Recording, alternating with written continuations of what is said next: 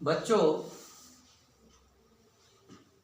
इस सेमिनार में मैं देख रहा हूँ कि ग्रेजुएशन के बच्चे बैठे हैं, पोस्ट ग्रेजुएशन के बच्चे बैठे हैं और मंच की आसंदी पे हमारे प्राध्यापक वर्ग बैठे हैं।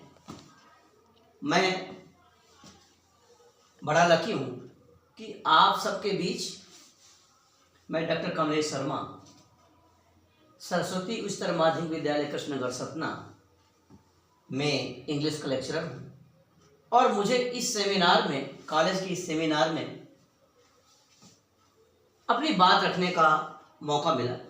बच्चों, एक बड़ा सरल सा प्रश्न कि जब से अंग्रेजी प्रारंभ होती है और हम क्रमशः आगे बढ़ते जाते हैं स्कूलिश एजुकेशन से लेकर के हायर एजुकेशन में, एक बड़ा महत्वपूर्ण बिंदु जिसको जाने बिना हम इंग्लिश ग्रामर का भवन तैयार नहीं कर सकते।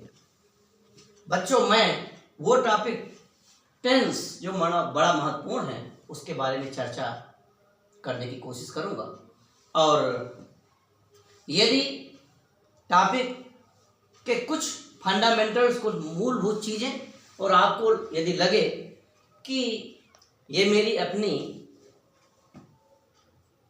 एक कोशिश है कि जो मौलिक है और आपको समझने लायक है, तो आप जरूर संकेत करिएगा।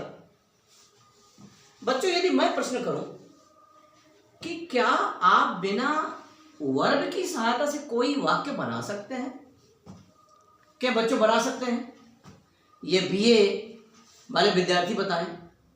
नहीं बना सकते। और पीजी वाले विद्यार्थी नहीं बना सकते। अर्थात बच्चों, वर्ब से डायरेक्टली रिलेटेड एक टॉपिक जिसको हम टेंस कहते हैं, ये बहुत महत्वपूर्ण है और ये एक मौलिकता लिए हुए है। मैं सीधे बच्चों टॉपिक पर आता हूं। Tense is a combination of two words, time and sense. In other words, tense is a combination of two words, time and sense. Or we can say that tense is a word which gives a sense of time. लेकिन बच्चों,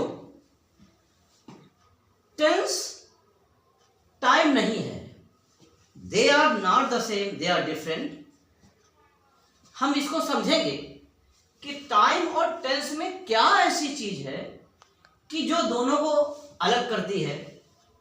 मैं एक वाक्य लेकर के बच्चों और आपको समझाने की कोशिश करूंगा कि टाइम और टेंस अलग अलग है। जैसे Ram is a doctor and he looks after his children. बच्चों, देखेंगे इसमें, इस वाक्य में यदि हम आपसे पूछें कि ये वाक्य किस टेंस में है, बच्चों बताओ किस टेंस में है? यस, यानी आप वर्ब देखेंगे और वर्ब को देख करके आप बता देंगे कि यह दिया गया कंपाउंड सेंटेंस किस टेंस में है, या दूसरे शब्दों में हम कह सकते हैं कि टेंस क्या है? टेंस को हम कह सकते हैं मूड ऑफ वर्ब। और यदि हम कहें कि चूंकि ये जो कंपाउंड सेंटेंस है इसमें इज और लुक्स आफ्टर, ये दो वर्ब प्रेजेंट टेंस की ओर संकेत करती हैं, इसका मतलब यह है कि राम केवल वर्तमान में अपने बच्चों की देखभाल करता है, बाकी पास्ट टेंस और फ्यूचर टेंस छूट जाते हैं। अब बच्चों, क्या ऐसा सही है? सही है क्या? बिल्कुल ऐसा नहीं है।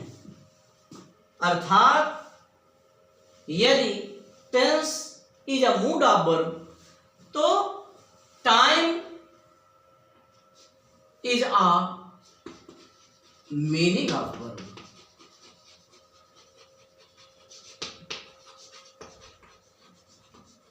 ये बच्चों टेंस और टाइम में बारीक अंतर है।